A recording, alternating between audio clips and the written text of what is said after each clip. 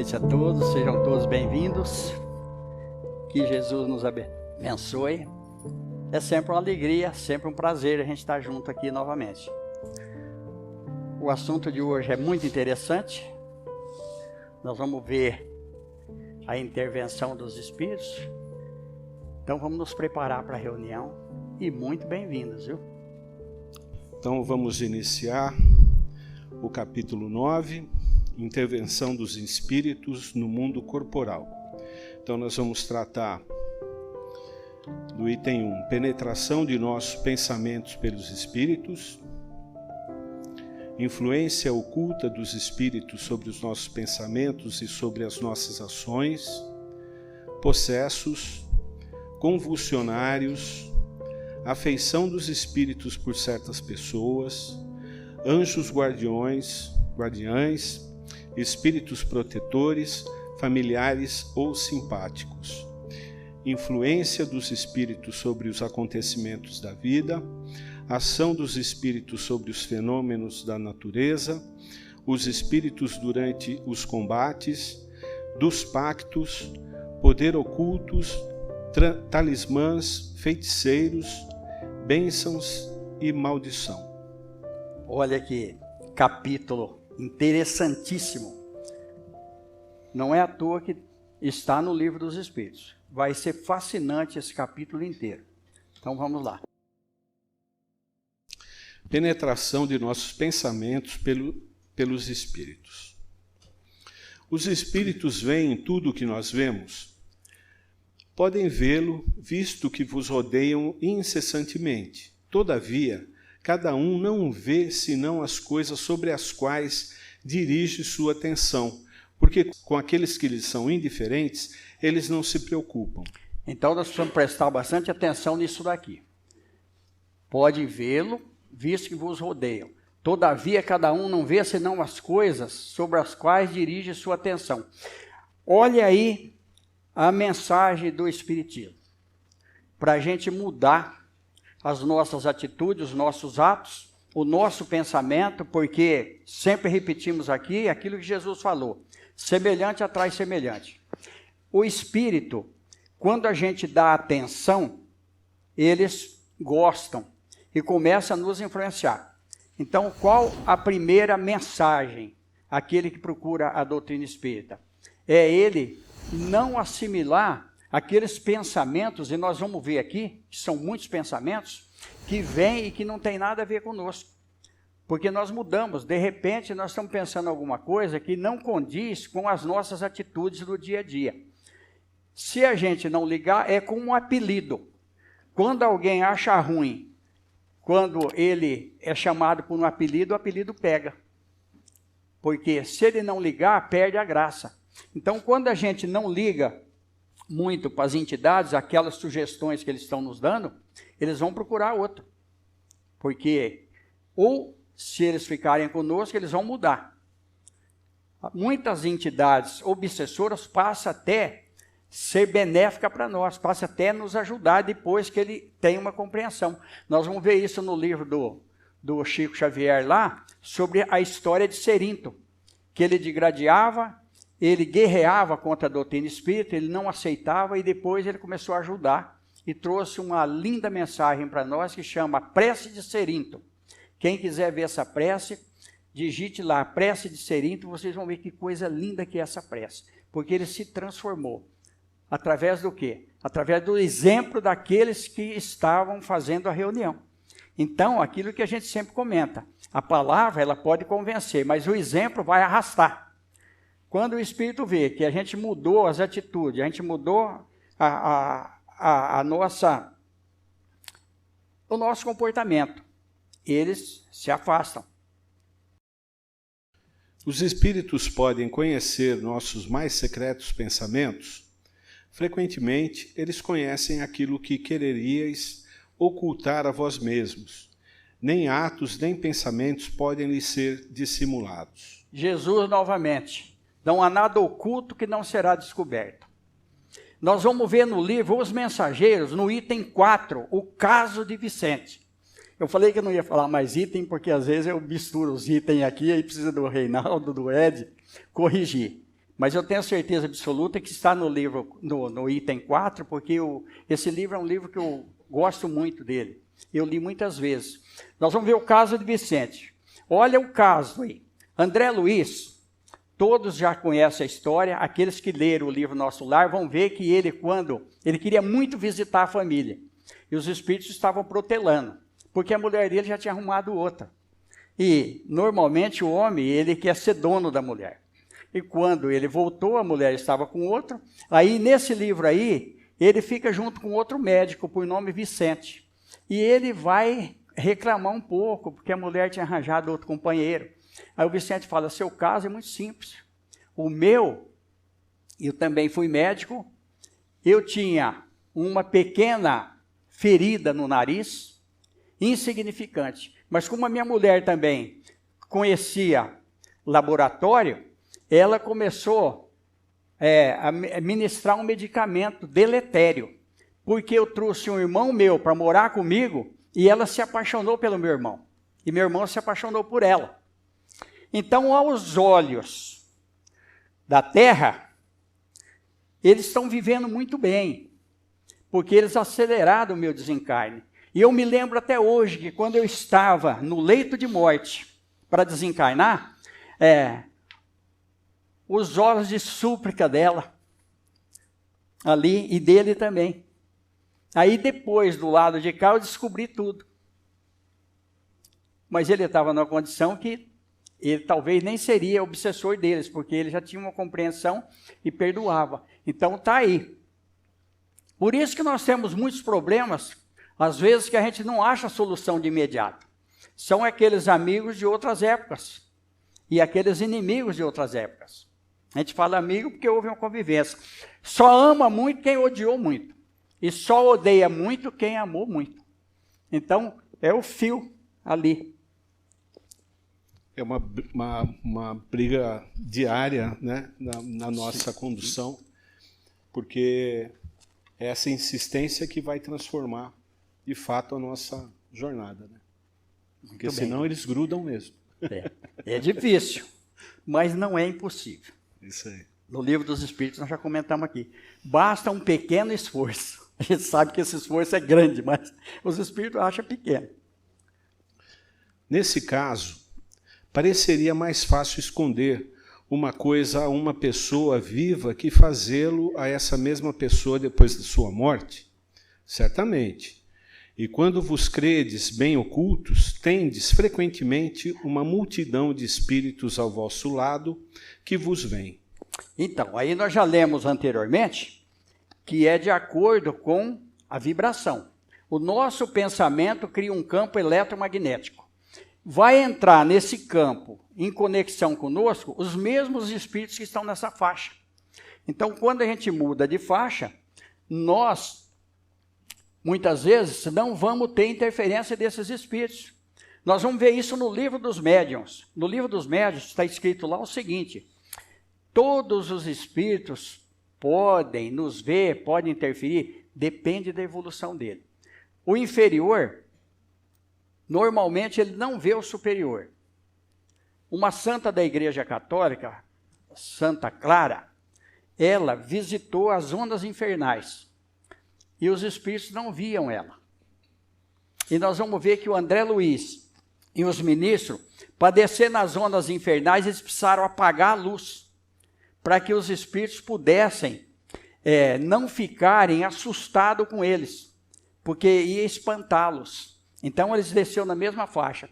Muitas vezes nós temos isso na mesa mediúnica. A entidade, ela é muito superior. O médium, ele está encarnado. Ele não tem condição vibratória adequada para receber a entidade.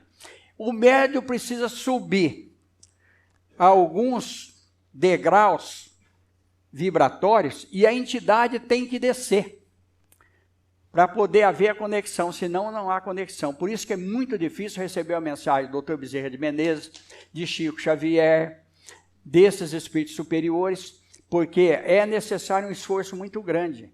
Nós vamos ver que o Chico Xavier, a gente sabe que ele falou isso daí pela humildade, que ele precisou de uma ponte para receber 2 livros da irmã veneranda.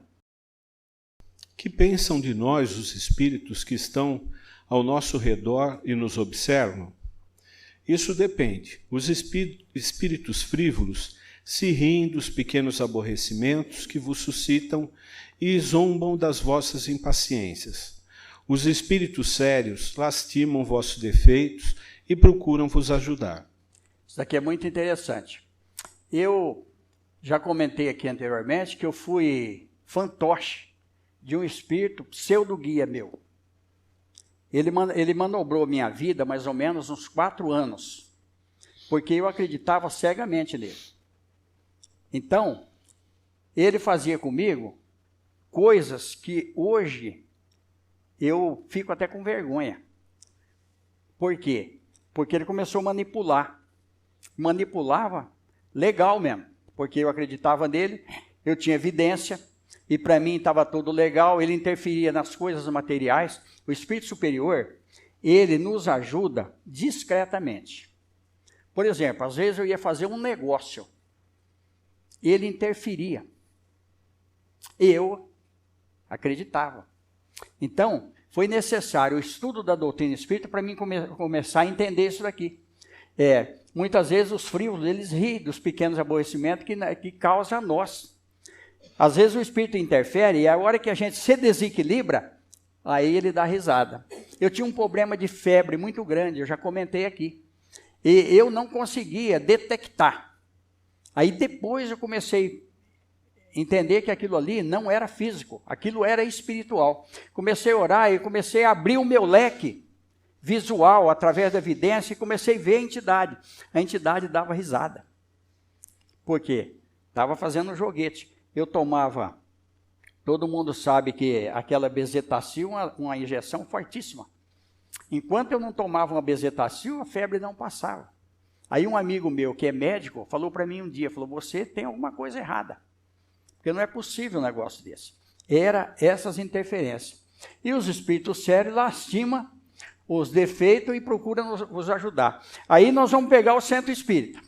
Muitas vezes a pessoa chega no centro espírita, houve um atendimento aqui, não está com muito tempo, e alguém disse o seguinte, que o espírito está falando para a pessoa mudar, fazer isso, fazer isso, fazer isso. O Espírito Superior ele vai ajudar discretamente, nós já falamos. Quando o médium começa a querer direcionar a vida do outro, não precisa acreditar muito não.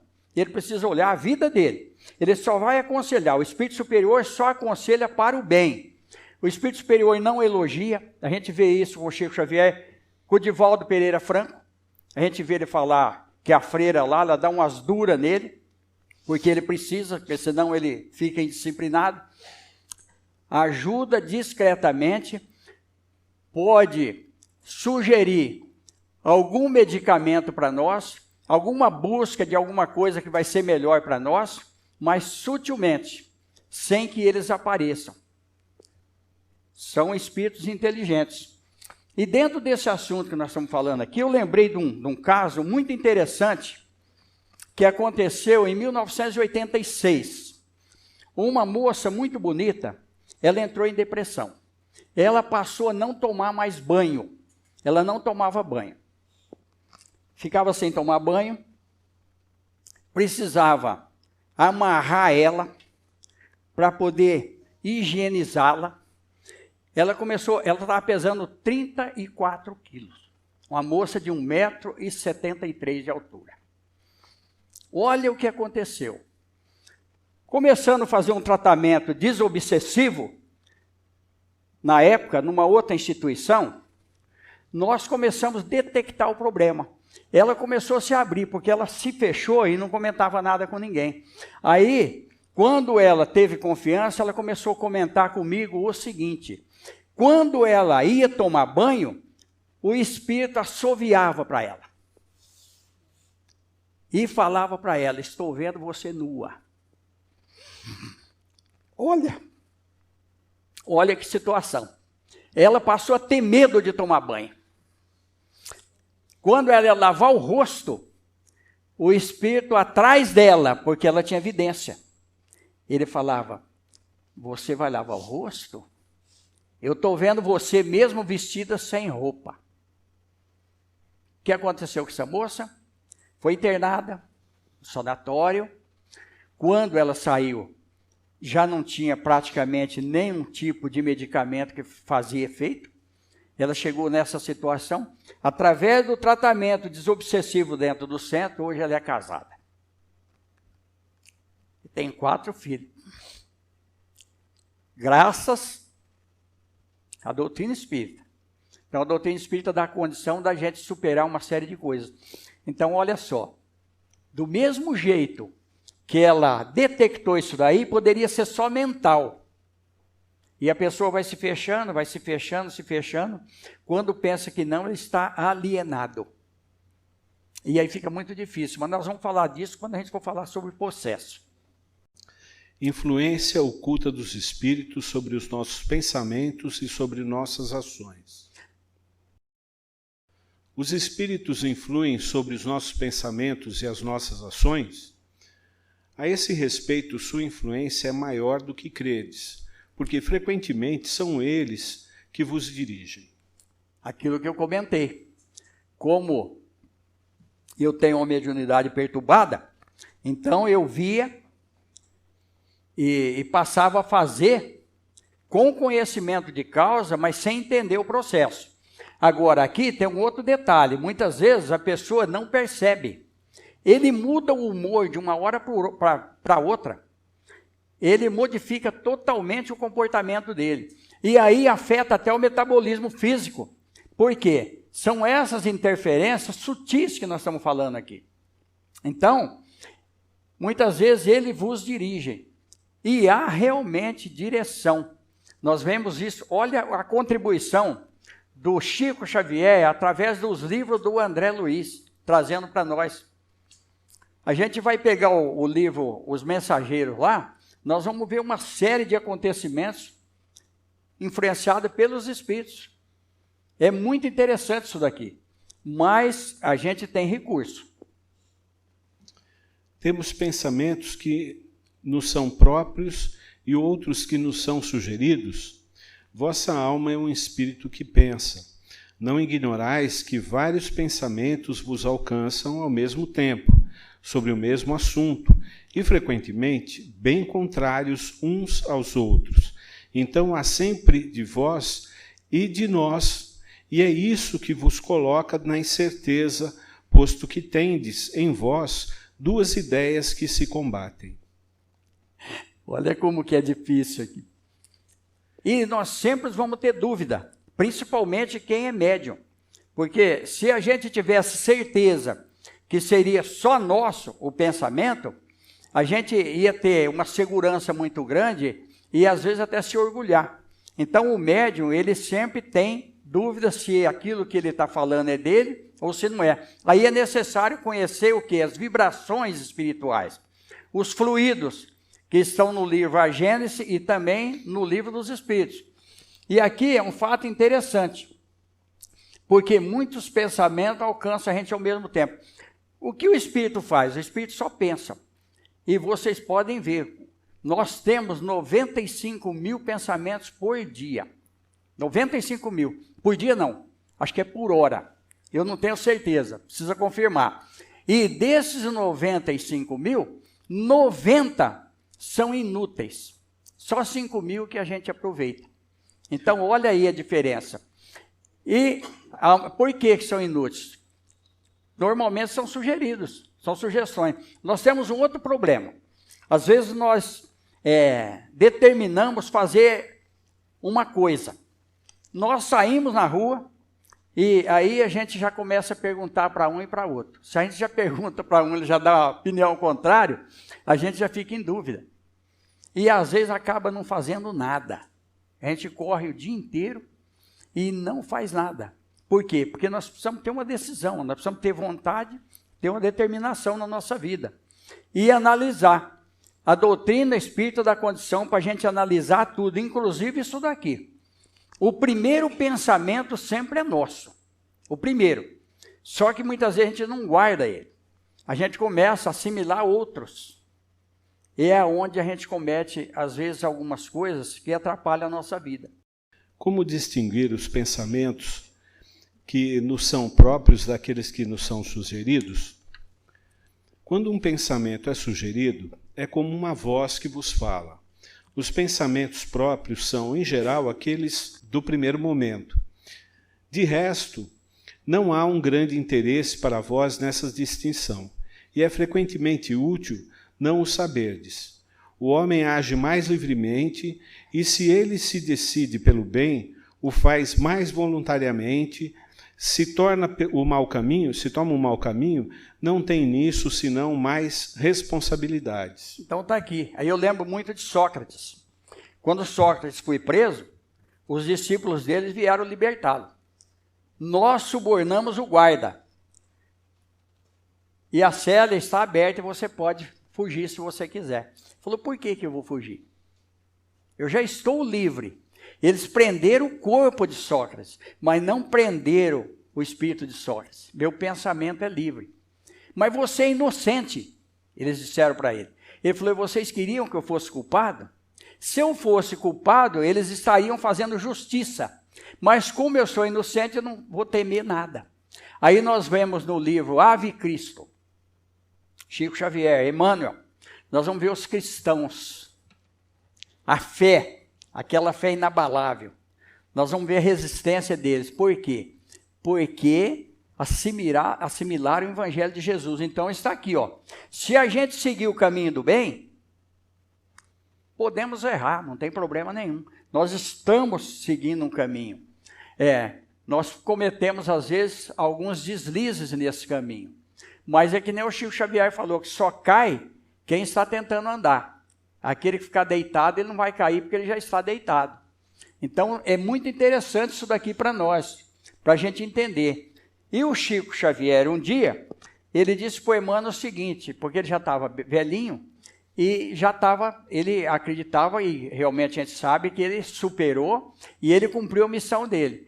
O Emmanuel falou, não tenha tanta certeza, porque numa viagem de 100 léguas, você pode cair no último metro. Então, olha só, nós estamos vivendo ainda. Todos nós estamos vivendo. Por isso, aquilo que Jesus traz para nós. Olha Jesus na nossa vida. Não julgueis para não ser julgado. Porque o julgamento ele é fácil. Mas, e o que está dentro de nós? Aí vamos entrar num assunto aqui, não há nada oculto. Nós podemos esconder aqui na terra. Mas a lei de Deus está na nossa consciência. E a nossa consciência algum dia vai cobrar. Muitas vezes a pessoa fala, ele não tem consciência. Ninguém sabe. Ninguém sabe o momento. Quando nós deitamos na cama, nós podemos deitar com 2, com 3, com 4, todo mundo junto, mas nós estamos só ali. O nosso pensamento é nosso.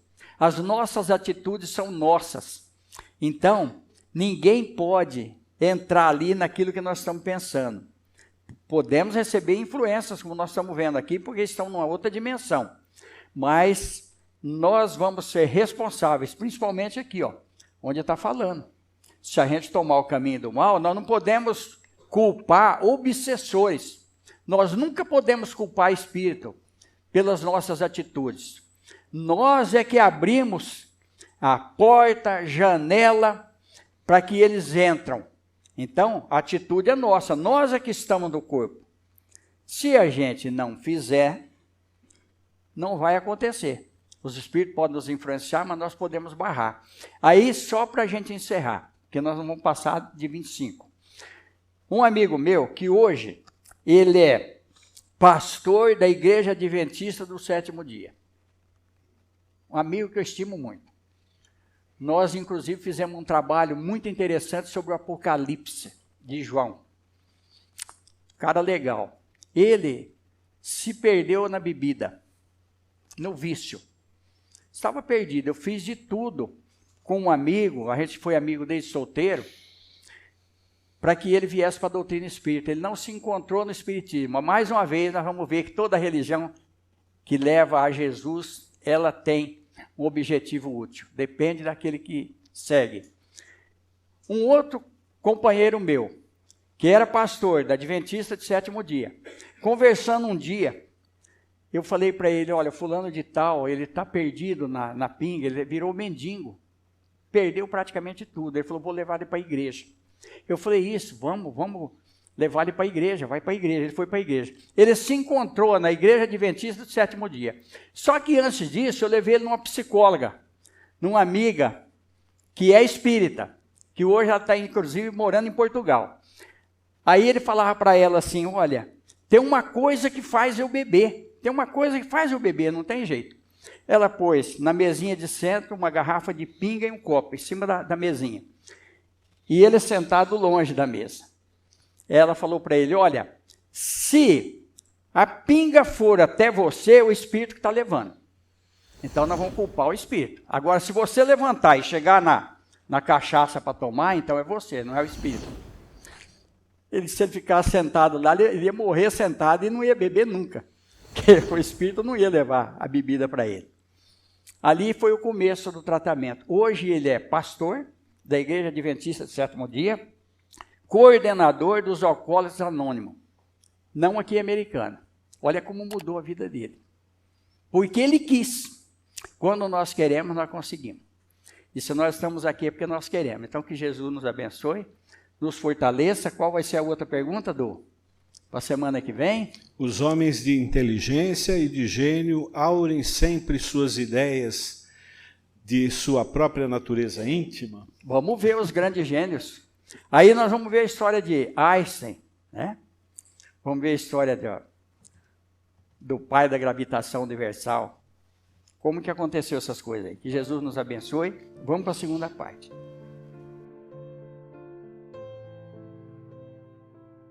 A prece de Cerinto. Senhor de infinita bondade, no santuário da oração, marco renovador do meu caminho, não te peço por mim, Espírito endividado, para quem reservaste os tribunais de tua excelsa justiça. A tua compaixão é como se fora o orvalho da esperança em minha noite moral, e isto basta, ao revel pecador que tenho sido. Não te peço, Senhor, pelos que choram, clamo por teu amor e benefício dos que fazem as lágrimas. Não te venho pedir pelos que padecem. Suplico-te a bênção para todos aqueles que provocam sofrimento. Não te lembro os fracos da terra. Recordo-te quantos se julgam poderosos e vencedores. Não intercedo pelos que soluçam de fome. Rogo-te amor para os que lhes furtam o pão. Senhor todo bondoso, não te trago os que sangram de angústia. Relaciono diante de ti os que golpeiam e ferem. Não te peço pelos que sofrem injustiças. Rogo-te pelos empreiteiros do crime. Não te apresento os desprotegidos da sorte. Sugiro teu amparo aos que estendem a aflição e a miséria. Não te imploro mercê para as almas traídas. Exorto-te socorro para os que tecem os fios envenenados da ingratidão. Pai compassivo, estende as mãos sobre os que vagueiam nas trevas. Anula o pensamento insensato. Cerra os lábios que induzem à tentação. Paralisa os braços que apedrejam. Detém os passos daqueles que distribuem a morte. Ajuda-nos a todos nós, filhos do erro, porque somente assim, ó Deus piedoso e justo, poderemos edificar o paraíso do bem com todos aqueles que já te compreendem e obedecem, extinguindo o inferno daqueles que, como nós, se atiram desprevenidos aos insanos torvelinhos do mal.